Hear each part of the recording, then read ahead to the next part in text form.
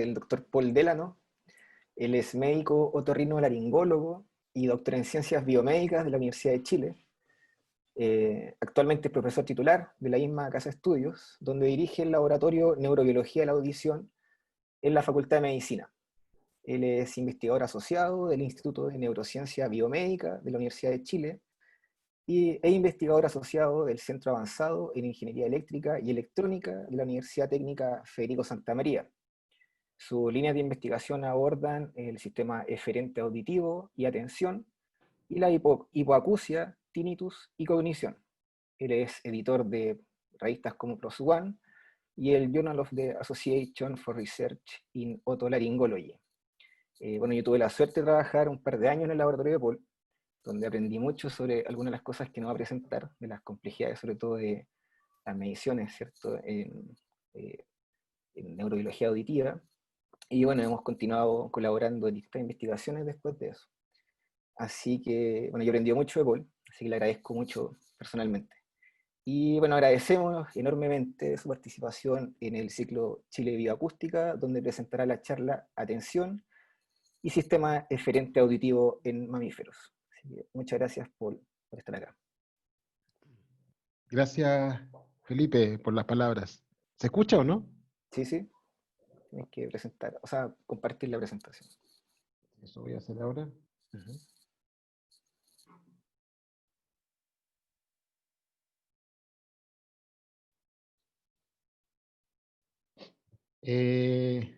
Bueno, gracias a Felipe, Nelson, Mario por invitarme a este ciclo de charlas. Y tal como dijo Felipe, voy a hablar del tema del sistema eferente auditivo en mamíferos y su rol con la atención. Entonces, por todos nosotros es conocido que las distintas especies tienen un rango auditivo que los caracteriza habitualmente por estas curvas con forma de U, donde la zona más baja de la U es la zona de mayor sensibilidad y los extremos suelen ser de menor sensibilidad auditiva, y que en el caso de esta charla nos vamos a centrar en mamíferos, cuya principal característica en general es que tienen la capacidad para detectar sonidos cuya frecuencia es mayor a 10 kHz de alta frecuencia. Es algo bien importante que solo se presenta en general en los mamíferos en forma constante. Y específicamente, bueno, esto es bien interesante porque nos habla un poco de cómo ha evolucionado el oído en los tetrápodos, y podemos ver aquí la aparición de la membrana timpánica, pero aquí nos vamos a centrar en algo muy, digamos, característico de los mamíferos, que es la presencia de un receptor auditivo enrollado o espiralado o llamado cóclea, que es como un caracolito, que es algo especial de los mamíferos placentados marsupiales, y que también tiene dos tipos celulares, aunque la presencia de dos tipos celulares es algo bastante transversal a estas especies.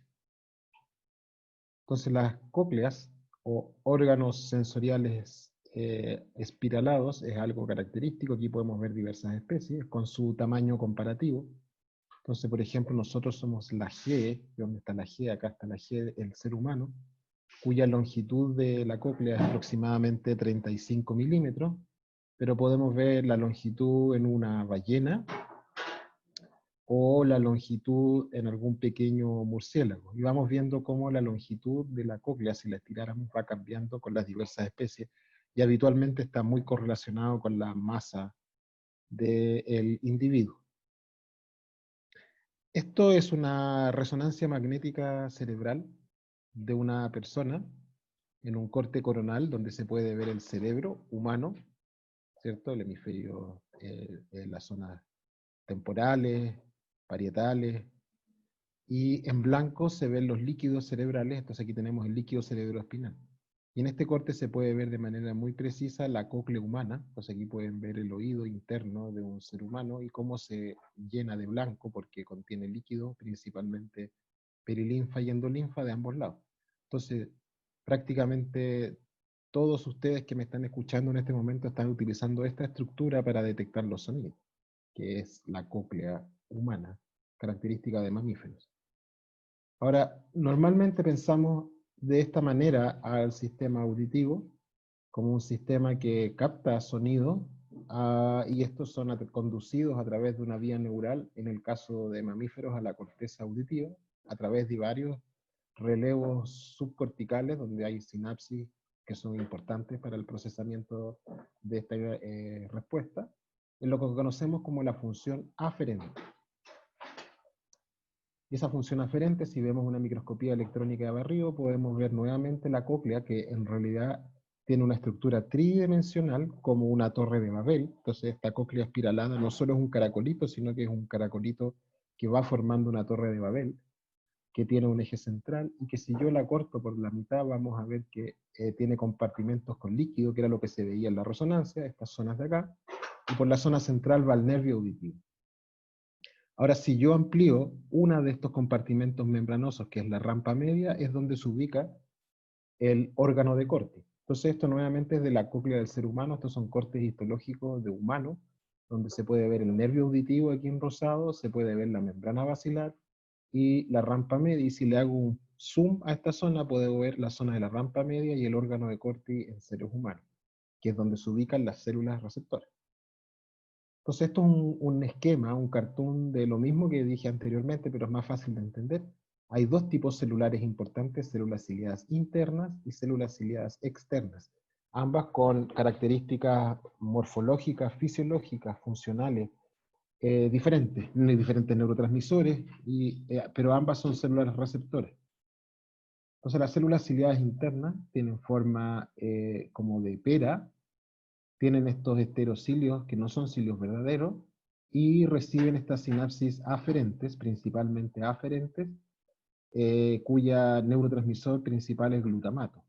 Mientras que las células ciliadas externas tienen esta forma cilíndrica y reciben principalmente sinapsis eferentes, y el neurotransmisor principal es acetilcolina. Entonces estas son aferentes y estas son eferentes. Entonces, si se fijan, aquí ya hay una primera relación.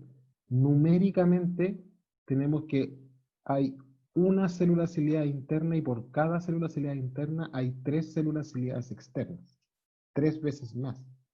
Si lo miramos el órgano de Corti desde arriba, aquí podemos ver los esterocilios de las células ciliadas externas y de las internas.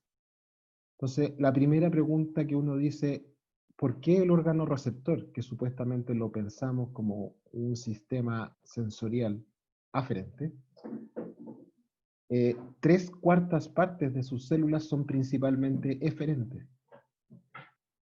Entonces esa es una gran pregunta, y si lo vemos desde el punto de vista morfológico y funcional, inmediatamente resalta a la vista la importancia de este sistema en el oído interno.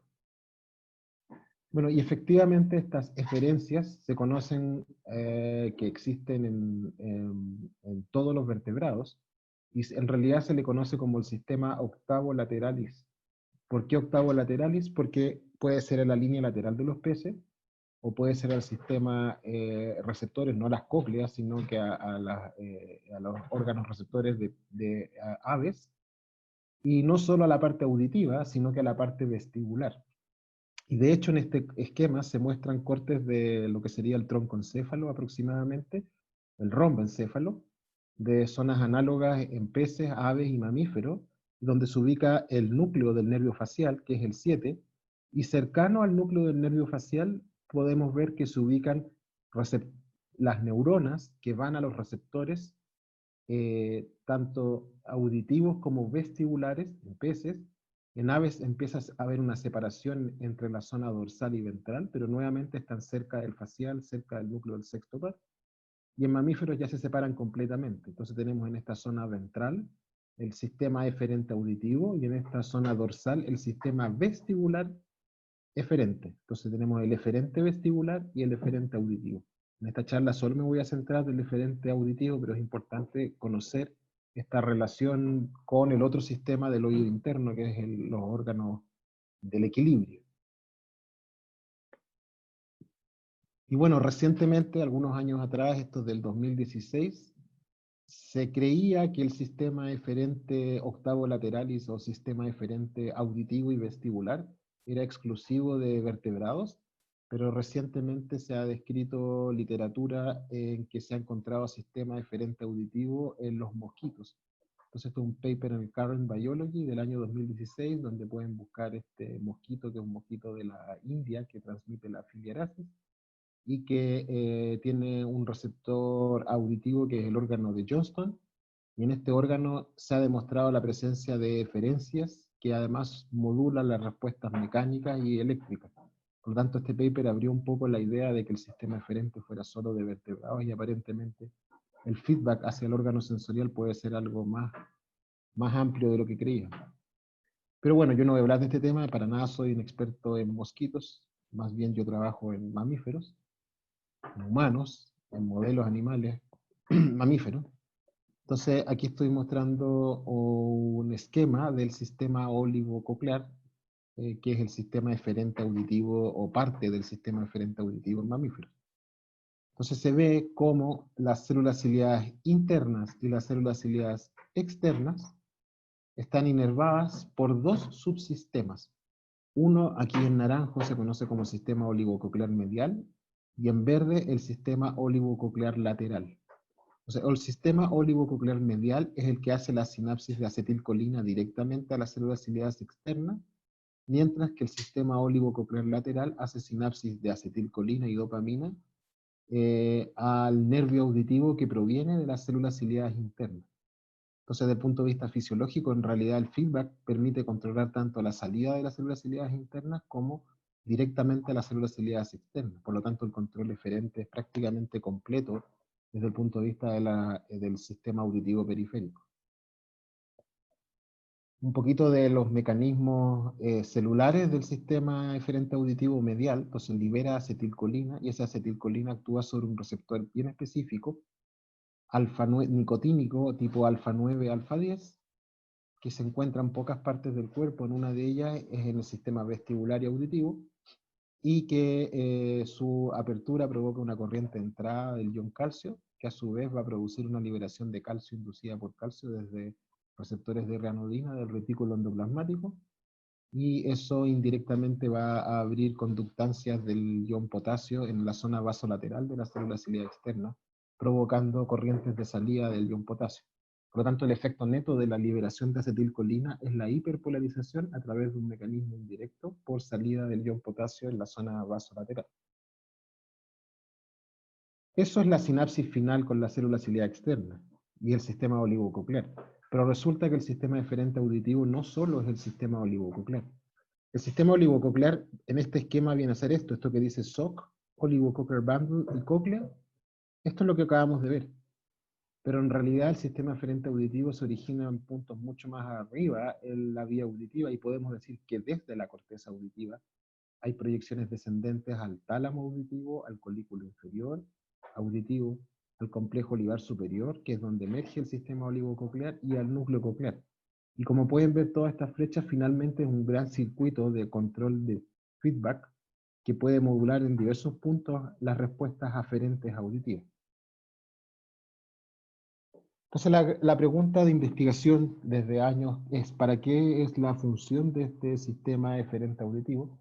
Entonces una idea sería proteger para sonidos de alta intensidad, que muchos investigadores han trabajado sobre esa hipótesis. Podría proteger contra el trauma acústico, sobre todo el reflejo de troncoencéfalo,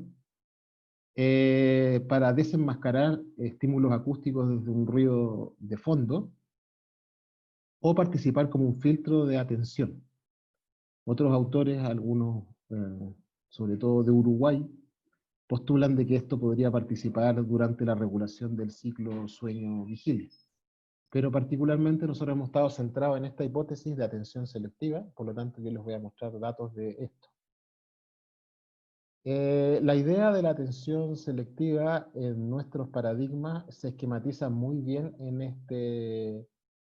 esta foto de un campeonato de ajedrez, donde, bueno, aquí está jugando Vladimir Kramnik con Peter Leko, y podemos ver cómo estos grandes maestros de ajedrez están focalizados con su atención visual sobre el tablero de ajedrez y necesitan tanta atención visual que quieren suprimir todo estímulo acústico.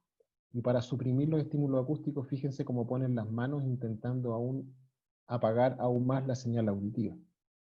Entonces, en este caso, los estímulos auditivos son irrelevantes o distractores auditivos. Entonces, este es el tipo de paradigma en que vamos a centrar los estudios que vienen a continuación, donde el mundo visual es lo relevante y donde los estímulos auditivos debiesen ser filtrados como un estímulo distractor.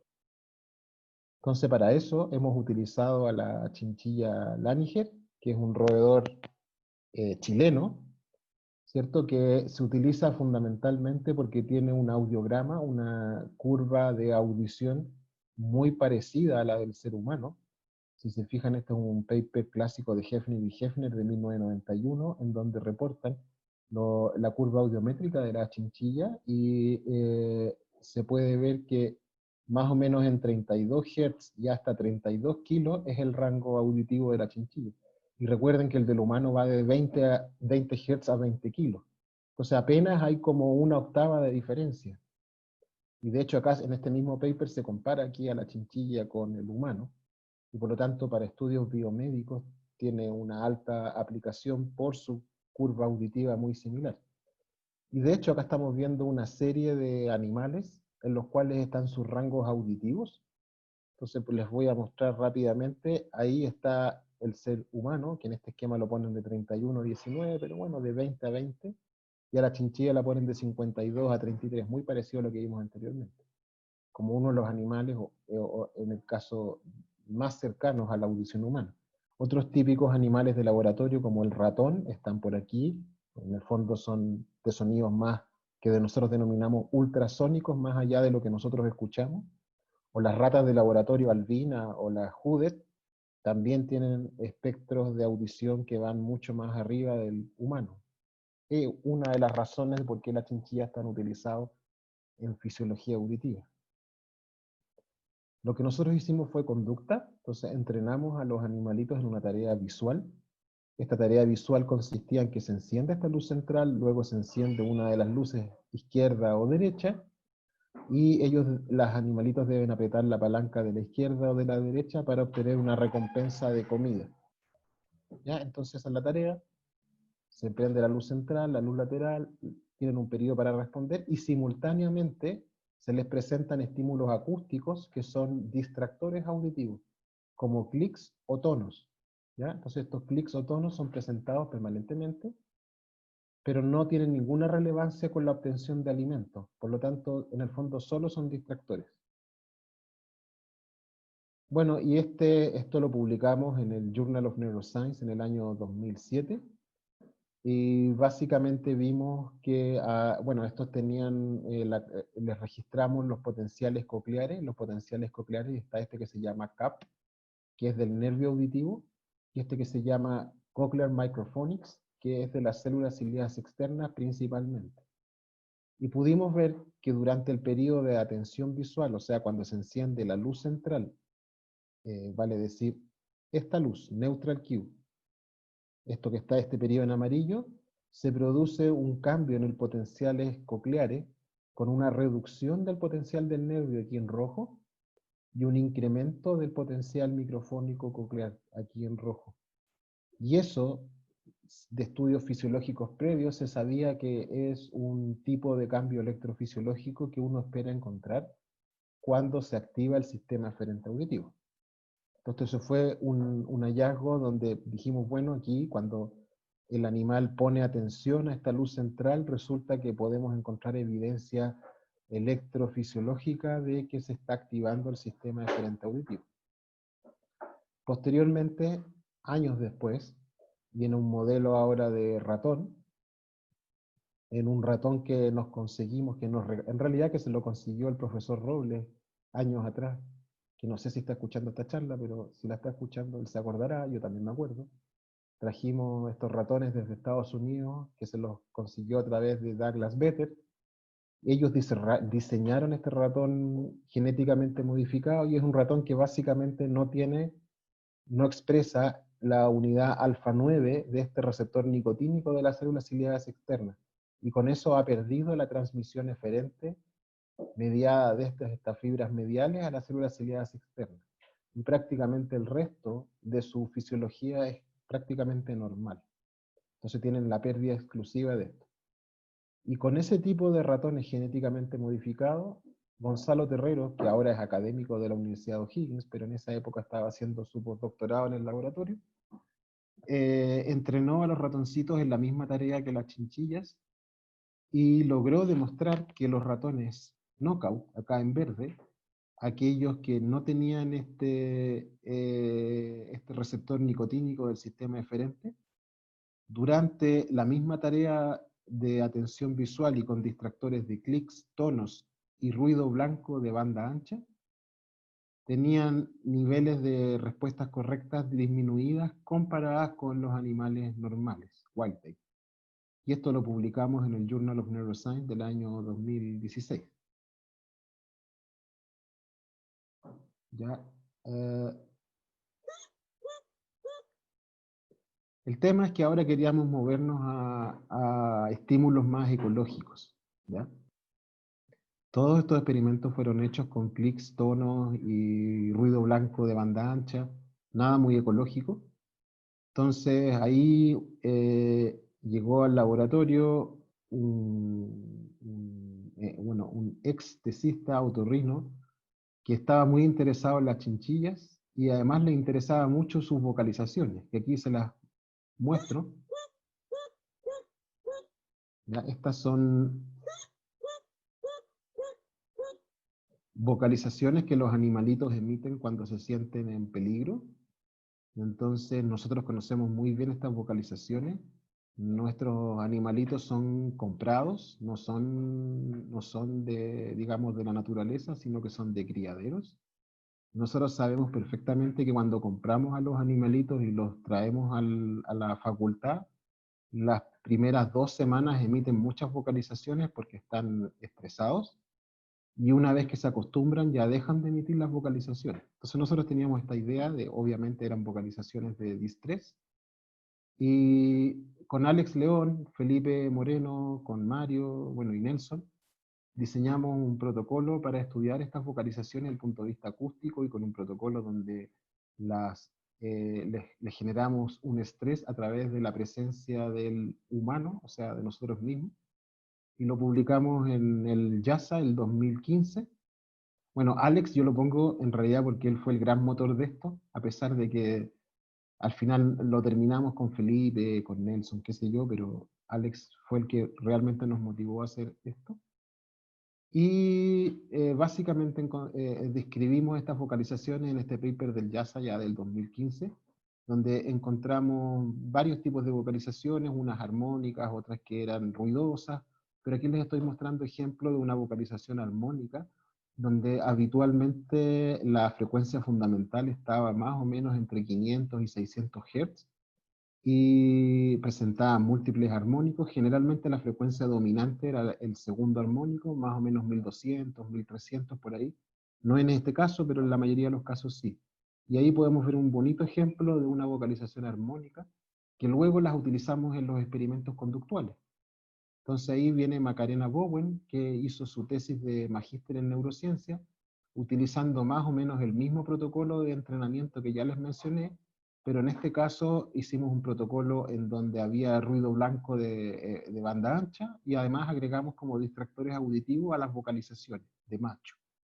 Elegimos vocalizaciones de macho exclusivamente porque además nuestros animales entrenados son machos, porque en realidad todavía no nos queremos meter en problemas de género con nuestros animales, así que están siendo vocalización de macho contra macho. Son todos así estos experimentos. No hemos probado con hembras o con vocalizaciones de hembras en estos experimentos. Pero básicamente el protocolo es el mismo, las mismas luces, el mismo periodo de respuesta, y los distractores auditivos son estos 12 días, donde los primeros 4 días no hay distractores, el día 5 se agrega el ruido blanco de banda ancha, y el día 9 se agregan las vocalizaciones. Bueno, y esto les comento que fue la tesis de magíster de Macarena y ya acaba de ser aceptada en Scientific Reports, así que ya está en prensa ahora en el 2020. Y estos son los datos conductuales, entonces ahí tenemos el mismo panel, los 12 días de entrenamiento, y aquí les muestro las respuestas correctas, el porcentaje de respuestas correctas, las omisiones y la latencia de respuesta, con ruido blanco y con vocalización en celeste y amarillo respectivamente. Entonces se puede ver que el número de respuestas correctas, el porcentaje de respuestas correctas, disminuye en la presentación de ruido blanco y también con la vocalización, en ambos casos. Y las omisiones aumentaron con el ruido blanco y con las vocalizaciones, y la latencia de respuesta se hace más tardía también con ruido blanco y con vocalizaciones. Entonces se puede ver claramente que el primer día en que se presenta el estímulo acústico distractor, ya sea no natural o el ecológico o natural, provoca una alteración. Pero luego eso se va habituando y a lo largo de los días se pierde ese efecto. Entonces el efecto es más que nada el primer día. Si bien el efecto se ve bastante similar entre ambas condiciones, les debo decir que la estadística nos dijo que al menos en, si mal no recuerdo, la latencia, hubo un efecto superior de las vocalizaciones en lo que se refiere al ruido blanco. Y lo otro, que lamentablemente no pudimos hacer el experimento invertido, que hubiera sido muy interesante haber presentado las vocalizaciones primero y el ruido blanco después, pero en realidad no nos dio el tiempo, porque efectivamente ese efecto de habituación, si bien no creemos que sea generalizado, de alguna manera puede disminuir esta segunda respuesta a la vocalización. Y es posible que si invirtiéramos el orden, la respuesta o la disrupción de la conducta con las vocalizaciones fuese muy superior. Es una especulación, eso sí, claramente. Bueno, y toda esa parte conductual con estos estímulos no naturales y naturales, lo quisimos correlacionar con la neurobiología del circuito del reflejo oligococlear medial. Es conocido desde el año 1978, paper clásico de Buño, en que el ruido acústico contralateral puede provocar cambios en el oído contralateral de mamíferos a través del sistema eferente oligococlear medial. Entonces la idea es que el sonido se presenta en este oído, llamado contralateral, llega al núcleo coclear, cruza al complejo olivar superior y a través de las fibras oligococleares mediales no cruzadas, puede modular la actividad de las células ciliadas externas desde este lado, y eso lo podemos registrar con las emisiones fotoacústicas. Entonces, en estos animalitos entrenados en esta tarea, también les medimos este reflejo. Bueno, las emisiones otoacústicas que utilizamos son las por producto de distorsión, que se sabe desde un paper del profesor Robles del año 1991, que tienen un origen en la membrana basilar de la cóclea, o sea, en el oído interno de mamíferos, y que habitualmente es básicamente, si uno presenta dos estímulos acústicos, F1 y F2, que están separados por un ratio más o menos entre 1.2 a 1.3, esto va a provocar distorsiones por los productos de estas combinaciones de tonos. Entonces tenemos 2F1 menos F2, 2F2 menos F1 y múltiples otras combinaciones. Y eso se midió en este caso en la membrana basilar de la cóclea, y en este caso el 2F1 menos F2 es el que estamos utilizando en este protocolo. Entonces, utilizando estas emisiones otoacústicas por producto de distorsión, 2F1 menos F2, y utilizando el ruido contralateral, pudimos medir la magnitud de este reflejo eferente en estos animalitos, que es parte del artículo del Scientific Reports, y luego correlacionamos esta magnitud de este reflejo con cuánto alteraba la conducta en este protocolo conductual. Entonces teníamos una medida de la variabilidad interindividual de la magnitud de este reflejo de circuito de troncoencéfalo con la alteración conductual que provocan los estímulos en los animalitos. Y pudimos determinar que si uno utiliza la magnitud del reflejo oligococlear en múltiples frecuencias, puede correlacionarse al nivel de distracción auditiva. Entonces acá se muestran dos ejemplos. El ejemplo de un animalito aquí en negro, que tiene un reflejo prácticamente ausente. Este que está en negro llega casi a cero, o sea que casi no tiene reflejo, mientras este que está en 5 tiene un reflejo que llega a menos 2, menos 3 decibeles, lo cual es un reflejo bastante importante. Entonces podemos ver que en este caso el sujeto que tenía un reflejo en cero, que casi no suprimía los estímulos contralaterales, con los distractores conductuales tuvo una caída muy importante del porcentaje de discriminación con ambos estímulos distractores, tuvo un aumento muy importante de las omisiones y su latencia también se vio incrementada en forma importante. Mientras que el sujeto que tenía este reflejo de magnitud de -2, -3, que es bastante normal, prácticamente no se ve afectado con los estímulos distractores, ni en su porcentaje de discriminación, ni en las omisiones, ni tampoco en la latencia. Entonces podemos sugerir que un estímulo eferente auditivo de magnitud normal o fuerte se correlaciona con una capacidad para poder soportar estos distractores auditivos sin alterar mayormente la conducta. Ahora la siguiente pregunta y final es, y bueno, ¿y qué pasa en esto en los humanos? Bueno, en los humanos, aquí les voy a hablar de mi último proyecto Fondesit que acabo de cerrar. En este caso estamos estudiando una condición que nos genera un paradigma de atención y distractores auditivos natural. Cuando digo natural, en realidad es una enfermedad, que es la presencia del tinnitus. La presencia del tinnitus es un ruido que está presente en forma permanente en los oídos de las personas que sufren de esta patología. Imagínense, muy frecuente en músicos, imagínense que para mucha gente la presencia de este estímulo acústico permanente es tener un distractor auditivo. El mismo concepto de los animalitos, de los distractores, de los clics, tonos, ruido blanco o vocalizaciones, solo que en las personas transformadas en tinnitus.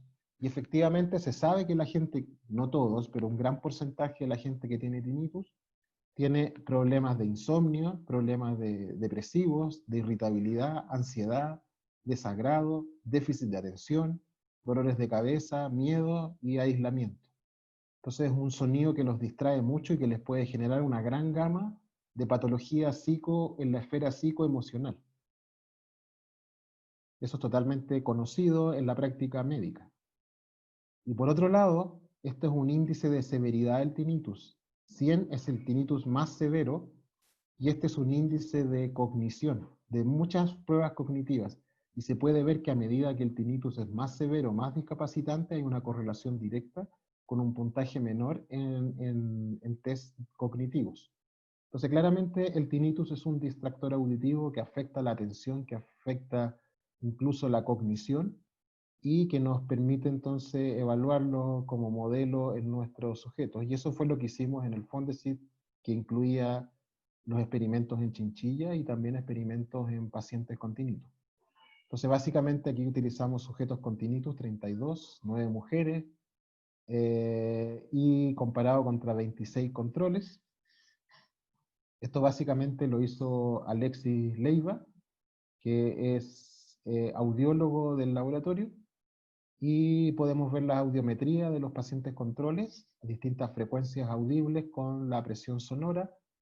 Es casi normal y los pacientes con tinnitus también es casi normal, solo una pequeña pérdida en el promedio en frecuencias de 9 a 16 kHz, que es lo que uno categoría como ultra, o sea, como audiometría de alta frecuencia.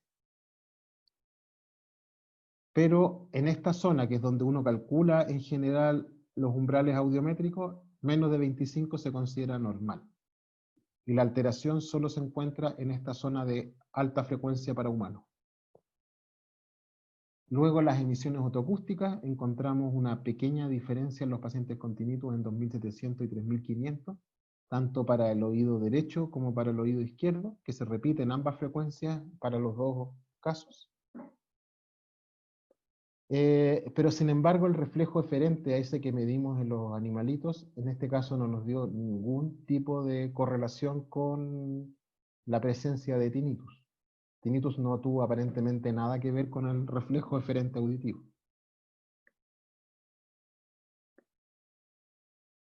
Ahora, el reflejo eferente auditivo solo evalúa esta parte del sistema eferente, el troncoencéfalo, pero no evalúa toda esta zona que es las vías descendentes desde la corteza.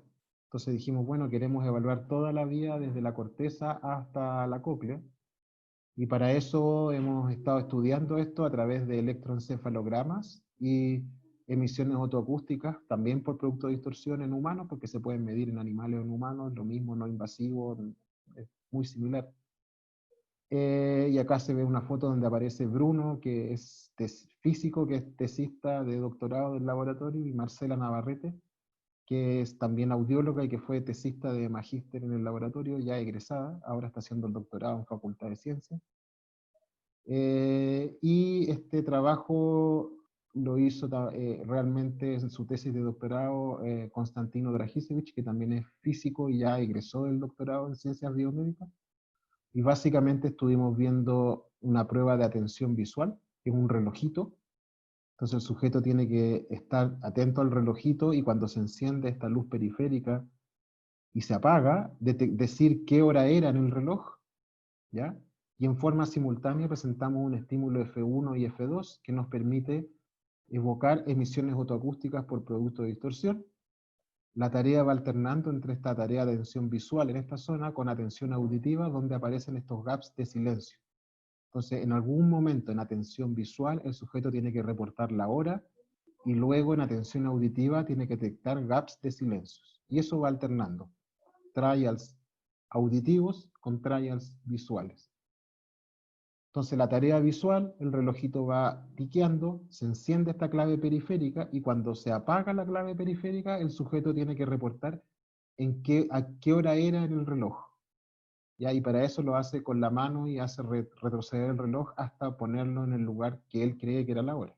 Simultáneamente se presenta este F1 y F2 que nos permite registrar las emisiones autoacústicas por producto de distorsión. Mientras que en la tarea auditiva también se presenta el F1 y el F2, también nos permite registrar las emisiones autoacústicas. El relojito está tiqueando en forma aleatoria, no clockwise ni anti-clockwise, pero en el fondo aleatorio, cualquier tic, y de repente aparece un gap de silencio. Y cuando aparece ese gap, el sujeto tiene que responder. Un gap en la DPOE. Y con eso, Constantino en su tesis de doctorado encontró que en las cartas de tiempo-frecuencia, esto que está aquí abajo, esto que se ve en rojo, esto viene a ser tiempo, y esto viene a ser frecuencia, y este que está en cero es cuando se enciende, en este caso, el círculo periférico, o cuando parte la tarea auditiva, vio estas oscilaciones que no tenían tanta gracia, por decirlo así, en el electroencefalograma, pero también fue capaz de encontrarlo en la amplitud, en el tiempo de la emisión otoacústica. Aquí yo podría entrar en detalles, pero no entraré. Hizo un desarrollo, digamos, de un nuevo análisis para el análisis de las emisiones otoacústicas que no había sido descrito, pero que en realidad es muy simple, y con esa manera pudimos ver oscilación en las emisiones autoacústicas. Y eso se vio en la tarea auditiva y en la visual. Ahora, ojo, si se fijan en la visual es un poco menos que en la auditiva, y esto fue algo constante y significativo. La oscilación coclear es mayor en la tarea auditiva que en la tarea visual.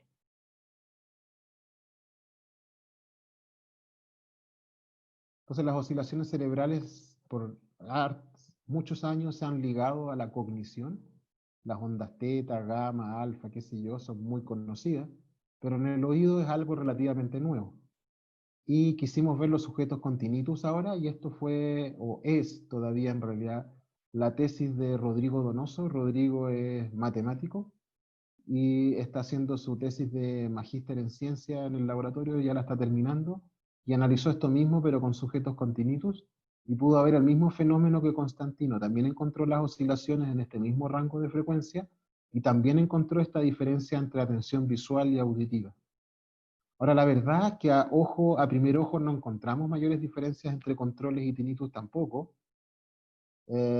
pero Rodrigo está reestudiando este tema y básicamente hizo una resta de los espectrogramas para obtener la diferencia visual auditiva, que es algo que ya hemos reportado en el trabajo de Constantino y que replicamos ahora con Rodrigo, y ver si esa diferencia visual auditiva es similar entre los pacientes con controles o tinnitus. Y esto viene a ser la resta de ambos espectrogramas de 14 sujetos acá y 14 sujetos en este otro lado de los controles. Y básicamente nos hemos fijado con Rodrigo, esto es algo que está en realidad todavía en desarrollo y en análisis, que aparentemente en esta zona de muy baja frecuencia habría una diferencia importante entre controles y tinnitus. Ahora, si eso es y esto significa, estos colores celestes es con un P menor a 0,01, y esto que está en morado es un P menor a 0,05, y todo lo que está rosado es no significativo. Si se fijan, las áreas de tinnitus y control son prácticamente muy similares, excepto en esta banda. Algo que todavía no estamos 100% convencidos, pero lo estamos trabajando. Así que para terminar esta charla, la idea final es que ojalá les quede la idea de que la percepción de los sonidos permanentemente está haciendo una interacción, no solo entre la vía aferente aquí en amarillo, pero también hay una permanente feedback que retroalimenta a través de la función eferente auditivo y que nos permite mejorar la calidad de nuestra señal auditiva y participa en diversas funciones, como por ejemplo la atención. Y eso sería mi última diapositiva. Bueno, la última, aquí están los fondos que nos han financiado en los últimos años y que todavía nos financian algunos. Agradecer, y la gente que realmente ha hecho el trabajo, que son los tesistas del laboratorio. Y ahí sí que termino. Preguntas.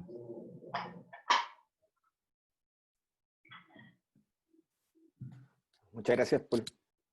No sé si alguien tiene preguntas por el chat. A mí no me han llegado. Quizás alguien quiera hacerlas personalmente.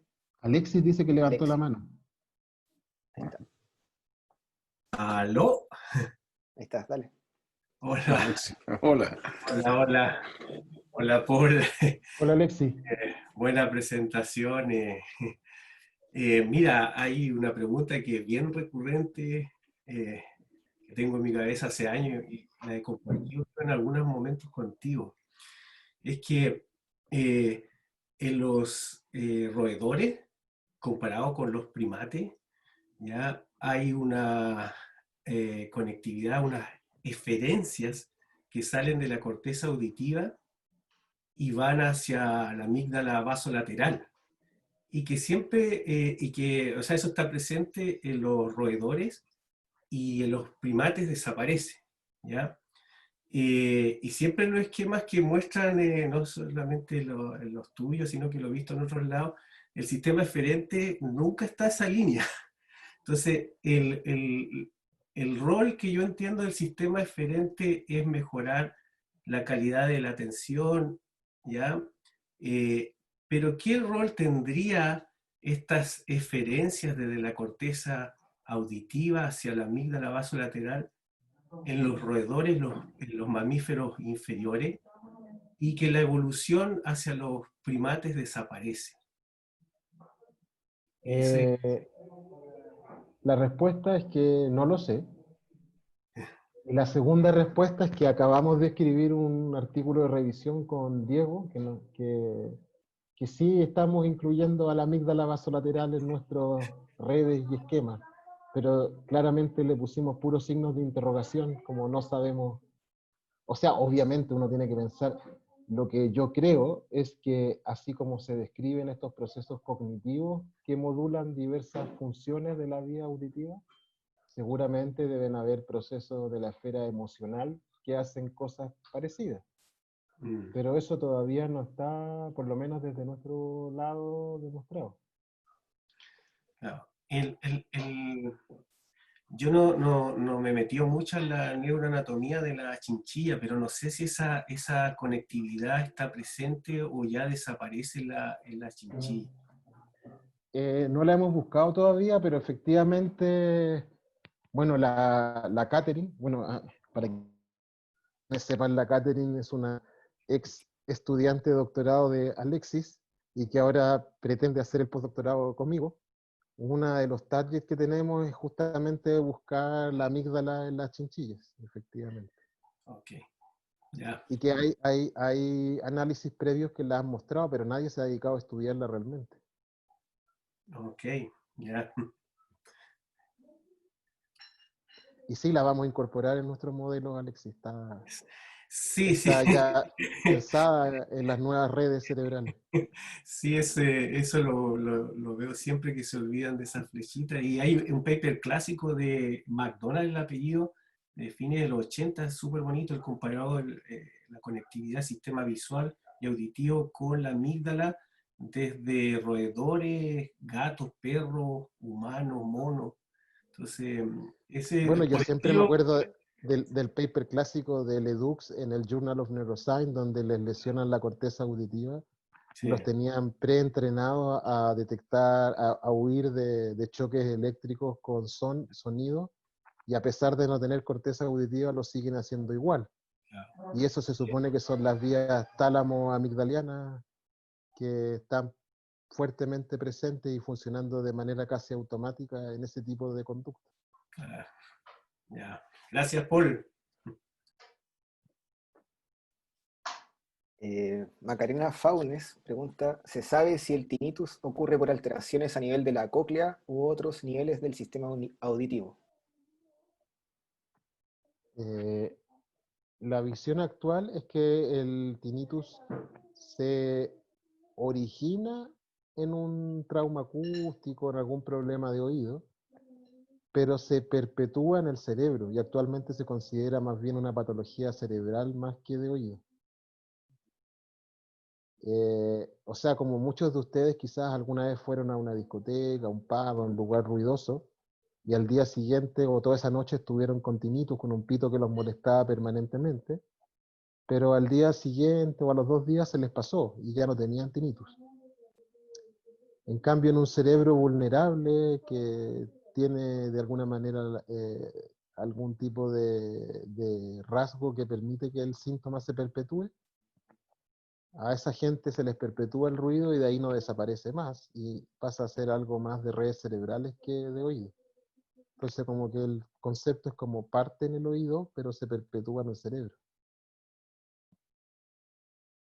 Claro, y hay múltiples modelos y en realidad no es mucho lo que se sabe, es más bien mucho lo que no se sabe. Súper, gracias.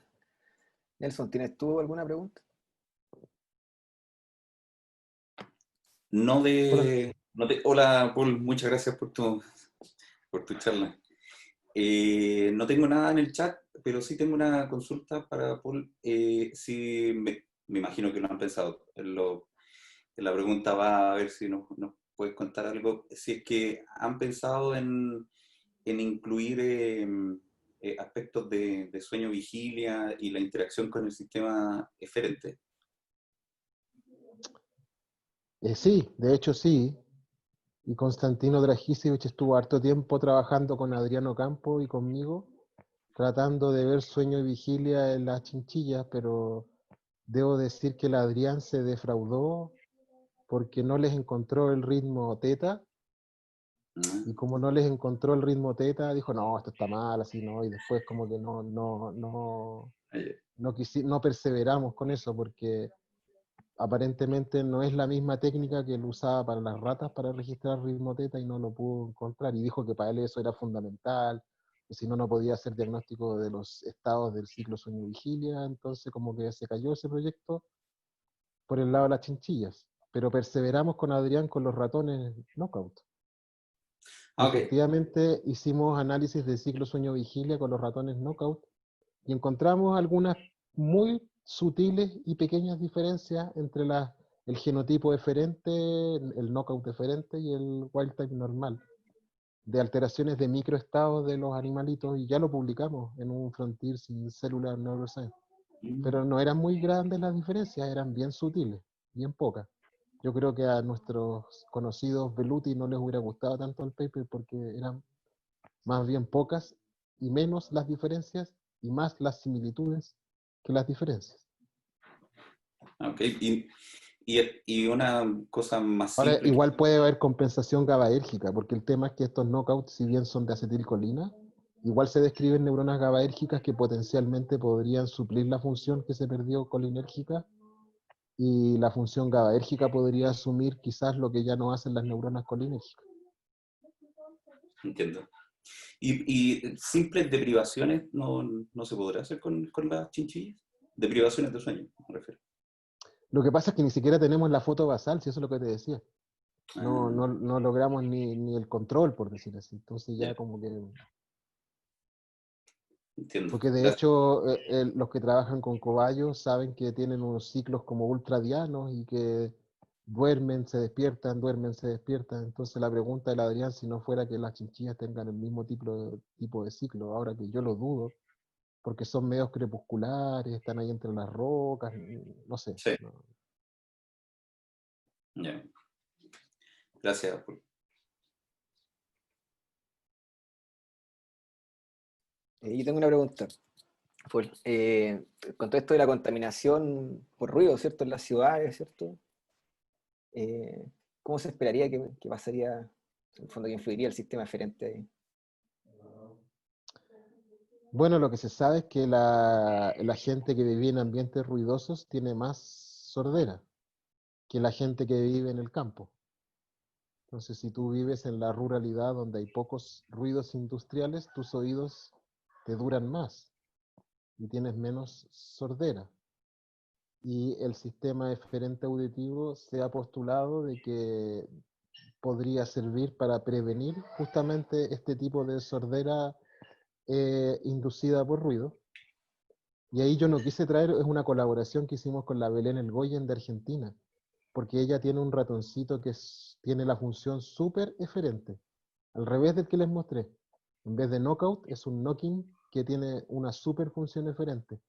Y con esos ratoncitos, de alguna manera, demostramos que la sordera inducida por la edad, que es la presbiacusia, se retrasaba en aparición. Y de hecho, es un paper que publicamos hace un par de meses en el PNAS. Bastante bonito. Pero es que esa es otra historia, así que no la metí en esta historia. En el fondo, si es que hubiesen variaciones, por ejemplo, entre diferentes especies, como por esta capacidad de protección que tiene el sistema eferente, uno podría esperar igual que las distintas especies sean afectadas de Claro, forma diferente. unas se verían más afectadas que otras dependiendo cuál tiene más fuerte el eferente. Ya. A nivel de especie y a nivel de individuo, porque dentro de las especies cada individuo puede tener uno más fuerte, otro más débil. Ya, interesante, porque eso igual es algo que está siendo tema de interés, valga la redundancia, en este momento, ¿cierto? Con toda la contaminación acústica que hay. Claro, hay animales que tienen mejores mecanismos protectores para el ruido y hay otros que tienen peores mecanismos protectores para el ruido. Y eso está más, por lo menos en eferente auditivo, está reportado hace años. Interesante. De hecho, nosotros los humanos somos de los que tienen peor eferente. Tenemos poquitas neuronas realmente comparativamente con otros animales. Vivimos en los ambientes más ruidosos. Claro. Gracias, Paul. No sé, ahí hay una pregunta. A ver. Valeria Isaac dice, pero podría ser que la actividad cortical, como la tensión, activa más el eferente y eso genera protección contra la presbiacusia. No lo sé. No, podría ser perfectamente, pero no tengo ningún recuerdo de alguien que haya estudiado esa idea. Todo lo que se ha estudiado en eso es más que nada el reflejo de tronco, pero podría ser perfectamente posible. O sea, hay trabajos que muestran que la activación cortical puede modular el reflejo, pero que eso a su vez prevenga contra la presbiacusia, no lo sé. Pero podría ser, perfectamente.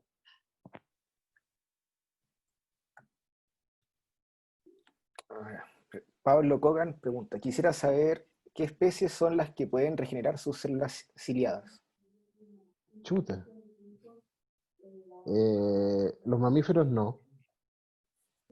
Y algunas aves, pero no es mi tema realmente. Ahí tendrían que invitar a Cristóbal Más.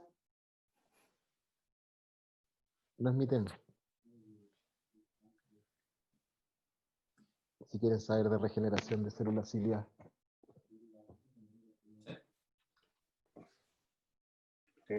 No tengo más preguntas yo. Yo ¿Te ha quedado, tampoco. Nelson? Sí. Sí. Súper, bueno. Muchas gracias, Paul, por tu super presentación.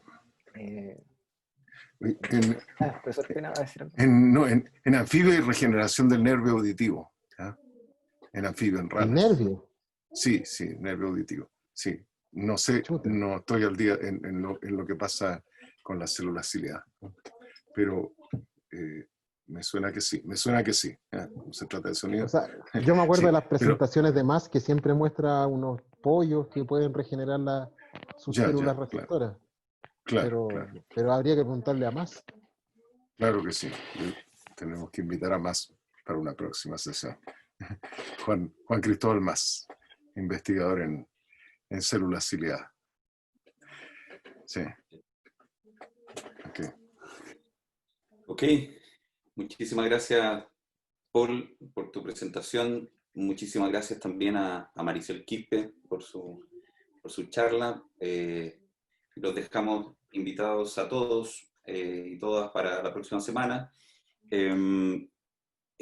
Con esta vez tratando aspectos de los sistemas de comunicación acústico, tomando en cuenta emisores, receptores, ambiente, etcétera, tomando este sistema de comunicación como un sistema integrado, viendo acoples y desacoples en estos sistemas. Para esa sesión va a estar presente con una charla quien les habla y también José Neiva, los dos de la Universidad Católica del Maule. Por lo que entiendo, comenzamos la próxima semana, volvemos al horario original, comenzando a las 18 horas y la segunda charla a las 19 horas. Así que invitados para la próxima semana. Muchas gracias y nos estamos viendo. Muchas gracias. Muchas gracias. Muchas gracias a todos. Gracias a todo el mundo. Adiós.